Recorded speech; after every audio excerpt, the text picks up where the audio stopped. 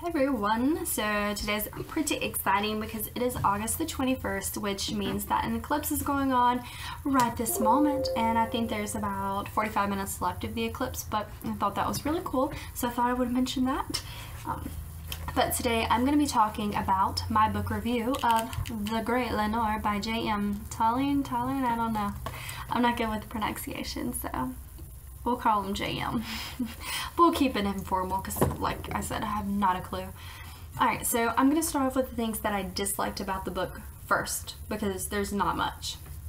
So the only thing I disliked about this book was there was a point and a scene where there was Jez, Maxwell, and the main character Richard, and they're all having a conversation, and they're outside, and then somehow they're inside, but I don't know how that happened, and then I don't know how Maxwell left the scene but then came back. And I even reread the scene because I was super confused, but it did me no good. And the thing that I've noticed with JM is that he's kind of an Ernest Hemingway, and it makes me think of The Hills.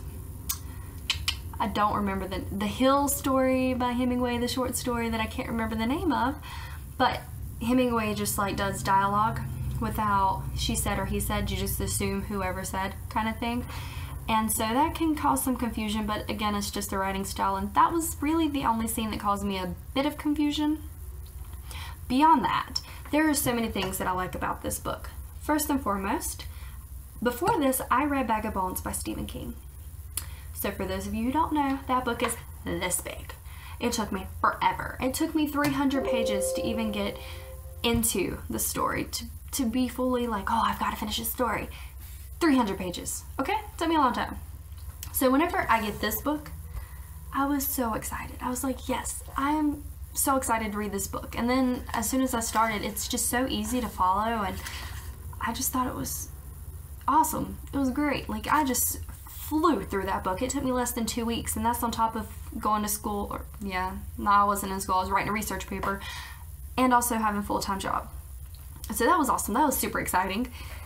Also on top of that, he writes about Lenore, which is a character in one of the pieces of writing by Edgar Allan Poe. For those of you who don't know, I do love Edgar Allan Poe. I think he's a great writer. I also like that the main character is a writer within the story, so that made it really cool and interesting and relatable, and there's a few passages that I really enjoyed that related to me as a writer, so I will have to read those in a minute. And beyond that, I really enjoyed the characters that JM created because they were predictable and they were very specific. So for me, when I create a character, sometimes it's hard for me to remember what that character is like. I know that's hard. If you've written, you probably understand what I mean. But sometimes my character becomes not the character I anticipated. The character might not be as predictable as he or she should be. Whereas JM creates a character, this is the character's personalities. This is the character's personality traits, and they're not going to change no matter what. You always know what that person's going to do in any given situation, and while these situations within the novel were simplistic, they were still predictable, except for Lenore. But Lenore is an entirely different subject. She is a very complex character, so that's a little different.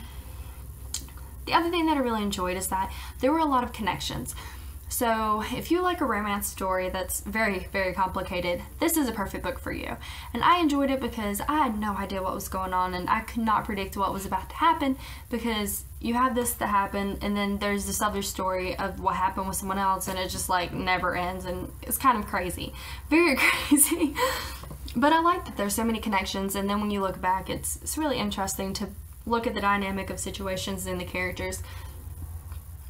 The other thing that I liked that JM did was he kept referring to the end, some type of foreshadowing, and he kept saying, oh, if we had known, maybe the end would have been different. I'm just like, okay, well, what's the end, JM? Because, I mean, you've got me reading. I want to know what the end is, so I have to keep reading, which is, of course, the intention and what you want the reader to do. So, yes, he did a great job on that.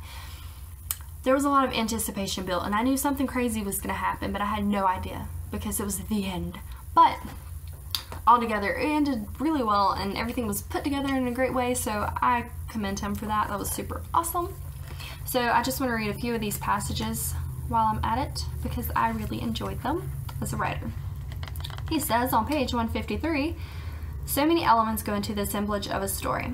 As a writer, I have found that you don't so much create a story as discover, uncovering bit by bit the different parts that allow the whole to come together. This is though an armload of unrelated components are dropped into a boiling cauldron, and in the end, after everything mellows and stews and meshes together for enough minutes, a finished product pops out, something you could have never created on your own, which is really cool. So thinking about it from a writer perspective, that's really interesting perspective. Then in chapter 8, page 165, he says, I think of a book. I think of the finished product, how we hold it and feel its texture while we dive within its pages, how we sometimes read a book in a single exhilarating sentence.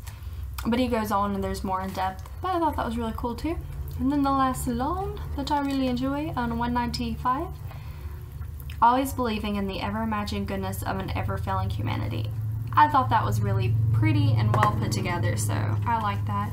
So if you're looking for a romance story that is complicated and not too mushy-gushy, it's just more of a story, this is the perfect book. It's a really interesting book. It's a super easy read and you'll finish it in no time. So I have to say it's probably one of my favorites now. It's just really nice. So that's all I got for today. Have a great day.